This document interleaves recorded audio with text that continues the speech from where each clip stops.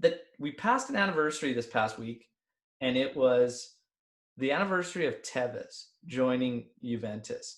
I just really quickly want to touch on your thoughts, Tony, when he joined. I know I kind of was caught up in the personality traits and maybe being, that bad locker room guy or maybe some issues there. And I was kind of mixed. And he was given the 10, Yeah. but he surprised me. And it came to a point where I was begging for him to stay one more year. But that deal brought us Rodrigo Bentancur. Yes. So it's interesting. But what were your thoughts, at the start of that Tevez joining Juve, and then what were your thoughts at the end of it? I was a little surprised when we got him because, if I'm not mistaken, he was at Man U immediately before that, correct? I don't think it was Man U he came to us from. Maybe it was. You might be right. I thought he had made another move in the Premiership before. I could be mistaken. Oh, you're right. He went to Man City. He went from Man U to Man City. That was yeah. So we bring in this guy who's later on in his career, and we give him the number 10, which I don't know if he earned the number 10 before that point, but that was a big deal. And you brought up another great point. I mean, that of course went to Pogba, and which was not the right thing, I don't think. And then of course now it's with Dybala, and I think that is the right person to have that number 10. It comes with responsibility, obviously. So I think it's a right move now. Anyway, so Tevez, man, he was a workhorse. I was really amazed to see what he could do at that time. And man, that goal he scored against Borussia Dortmund in the Champions League was fantastic. And he handcuffed that keeper, and that changed it, and it gave us a chance to be able to move on in the Champions League at that time. So, yeah, I would have liked to have seen him stay another year. I think he definitely had that in him. And of course, he went back to Boca. You can't fault a player for going back to his childhood team. So fantastic. But you made the best point, because I think giving up Tevez at that point, getting us Rodrigo Bentancur, I think we came out on top of that deal. And Yeah. he's going to be feeding. We're going to get the fruits of that for hopefully 3, 5, 6, 7 more years at least. It took a while, but Bentancur's really, really,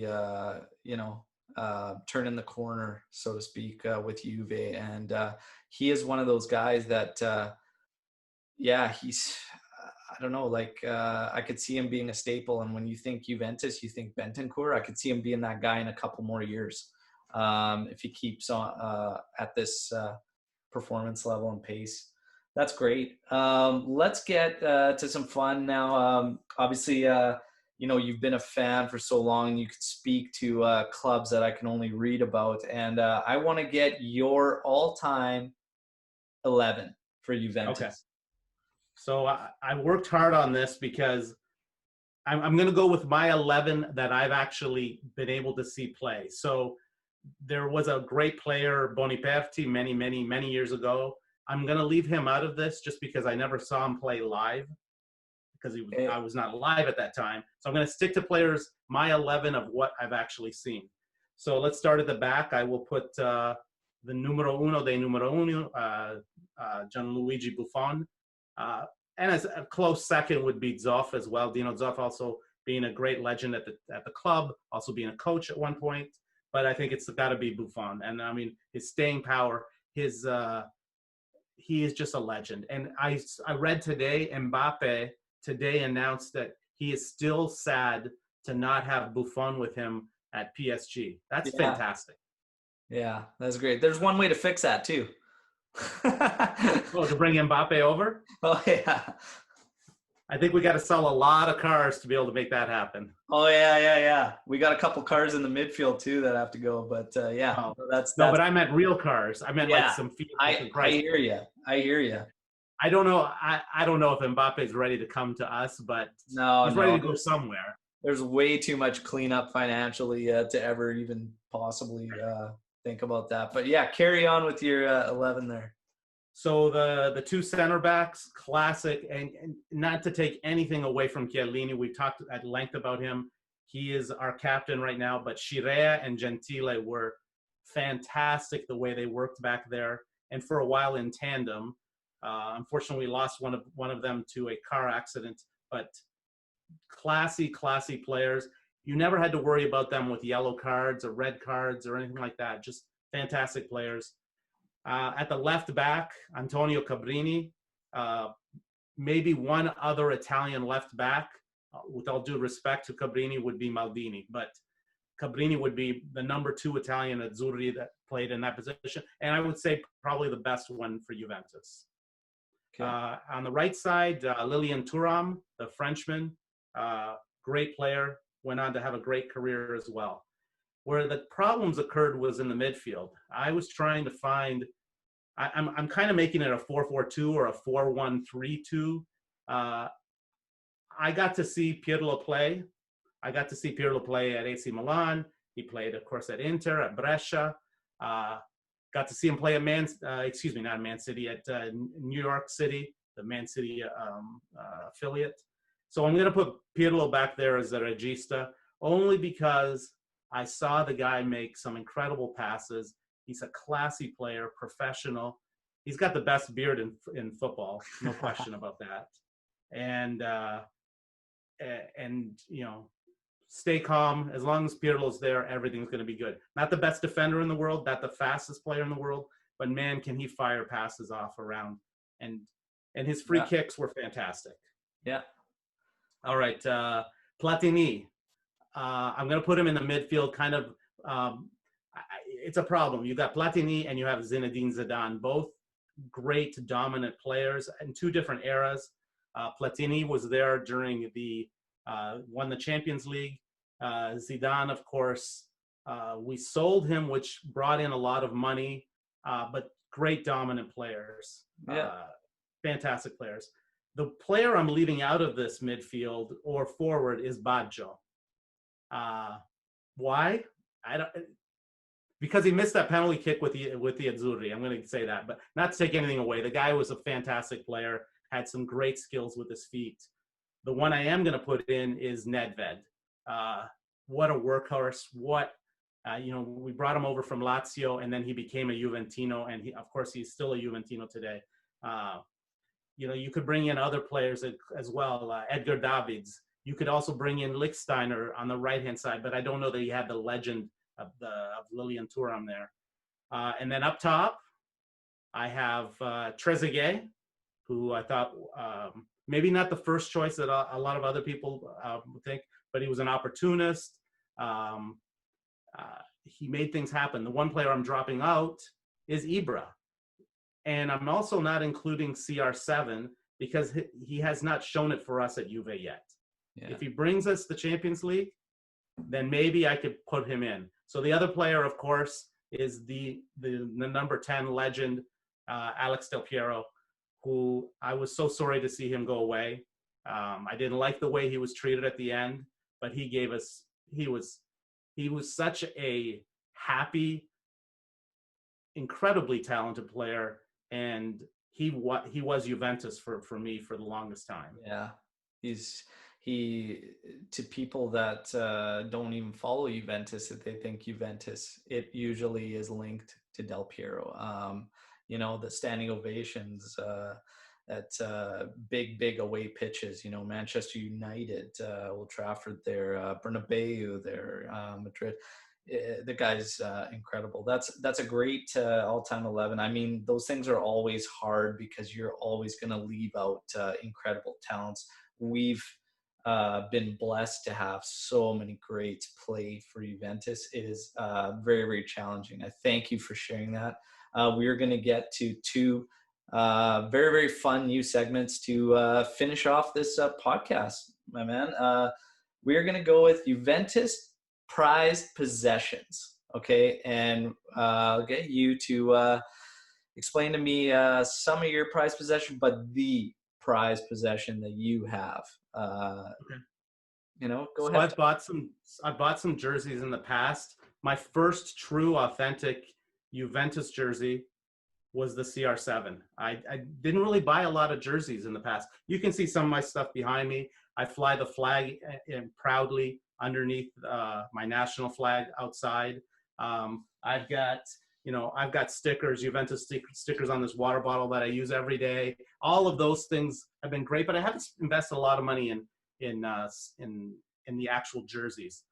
So I did buy the CR7, and that's the other point that you brought about the CR7 transfer was financially what it's meant to the club as well, promotionally, like being able to sell his jersey and all of his images and all that kind of stuff. You spend $100 million for him, but who knows how much he's brought in for ticket sales and everything else. People watch Juve now because Ronaldo is there, even though it's at the twilight of his career, but they're going to watch him because he is Ronaldo. Yeah. But my prized possession, we spoke about Alex Del Piero. I have a signed Alex Del Piero soccer ball. Awesome. For those of you that don't know, he now lives in LA. He owns a restaurant there, and I believe he owns a restaurant in Milan. But he's actually raising his kids in LA now. And he was at a charity fundraiser, signed this ball, and then my soccer buddy, who coaches a smaller college team here in where I live, he got a hold of the ball because he's a Liverpool fan and I'm a Juve fan, and we respect each other and respect our knowledge of the game. And we talk about soccer all the time. And he said, well, you need to get me that ball. And he's like, well, no, I already got it assigned to someone else. He said, no, you don't understand. My buddy, Tonino, he is the biggest Juventus fan that I know in the world. So he got it for me. He surprised me with it one day. And I got it about a month ago. So that's awesome. That's fantastic, Tony. That's great. That's awesome. Yeah, you touched on that's interesting that's the first jersey that you went after, the Ronaldo. That's cool. You've been a fan for so long, and your first authentic being Ronaldo. That's cool. That ball signed Del Piero, fantastic, man. Love it. Absolutely. I forgot about one other thing I have. My license plate on my car is a Juve 21 or 21. And it's, of course, that's the number that Higuaín has now. And it was the number that Dybala had. But the real reason I had it was for Pirlo. When Pirlo was carrying the 21, that's when I got the personalized license plate. I still have that today. I don't think I'm ever going to get rid of it. That's awesome. People like your generation and younger who see me on the road with the car, they honk at me and give me the thumbs up. That's cool to see. That is cool. That's a great story. That's awesome. I love hearing stories like that with Juventini and whatnot. Really, really cool. Obviously, I got the striped heart stuff going on, and I had a cool story with my good friend Lewis, who was wearing the Marquisio shirt. He was walking down the street, and somebody stopped him randomly and was just like, hey, Juve. And then, they started talking. He's like, that shirt, and he started telling them, and he goes, yeah, I've heard that podcast. That's cool. I had no idea, about the shirts. And I love hearing stuff like that. Like that's amazing. To have the license plate and stuff like that, that's really cool. Getting the honks, thumbs up. I love it. That prized possession though, that ball signed by Del Piero, beautiful. Got to get yourself a nice display case, put it up, and keep that bad boy. That's awesome. We are going to finish up with a new fun little game to wrap up. My guest Tony's going to join me. We're going to alternate and come up with playing Juventus categories. The category is going to be players that names began with the letter T. And we're just going to see how far we can go off the top of our heads. It might not be very far, but for those of you tuning in, just a fun new game, and see if you can take it further. See how many you can rattle off. So I'll kick us off with the guy whose anniversary we started off with, which is Tevez. Tony, you're up. Midfielder more from my era, Marco Tardelli, also won the World Cup in '82 with the Azzurri. Nice. Great player. I am going to go with another player that you had mentioned, which was Lilian Thuram. Oh, yeah? All right. I'm going to go with another midfielder, Tacchinardi. Nice. Nice. I will go with a guy who was no one's very fond of, but Thiago. Oh, yeah, I forgot about him. Okay. Keeper before the Buffon era, I guess you could say, was Tacconi. Stefano Tacconi. Yeah. Ah, man, I'm working off. I believe we had a player. You might be able to speak to it, but I couldn't tell you a position. I can't quite. His last name was Tancredi. Tancredi. He might have been some sub or something. Might have been a backup key. I can't recall, but we had a Tancredi at one time. Way back. I can't say. I mean, I remember. I know the name, but I can't remember that if he played for us or not. Okay, I will give you that one. I don't know. Okay. One that I already mentioned in my top 11, Trezeguet. Trezeguet. Beautiful. I've got one more that I can think of. Really? I'm like, I might be done. So we've got Tardelli, we've got Thuram, got Trez, got Tacchinardi, Tardelli, even Thiago. I'm trying to think here.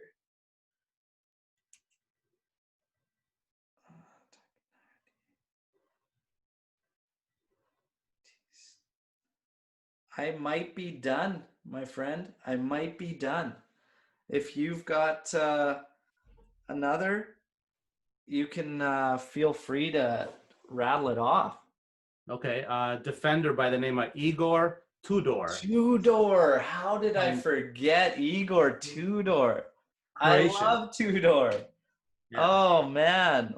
Nicely done. Nicely done, Tony. That was fun, man. I like that. I like that categories one. T is a tough one. We didn't get too many. That was what, 7? I challenge anybody, throw some more out there, but that's a tough one. That's awesome. Thank you so much for joining me, Tony. Thank you, everybody, for taking the time to listen. Obviously, we'll be back. There's a condensed schedule. There's going to be podcasts coming left, right, and center, few and far between, but it's always a pleasure getting new guests out there. Tony, thank you so much for joining me. It's been an absolute pleasure. We will do this again. Absolutely. And everybody, thank you again for all the support, listening. If you want to take part and be a guest, just reach out on Twitter. It's at AllJuveCast, and we'll set something up. Even if we can't get you on a post-match, because I know all the matches are booked, we can even do something fun and have a pop-up podcast. So thank you again, everybody. We'll be back after our next match against Genoa, hopefully celebrating another victory. For now, let's celebrate 7 points clear up at the top where Juve need to be. Till next time, Forza Juve, fino alla fine. Ciao.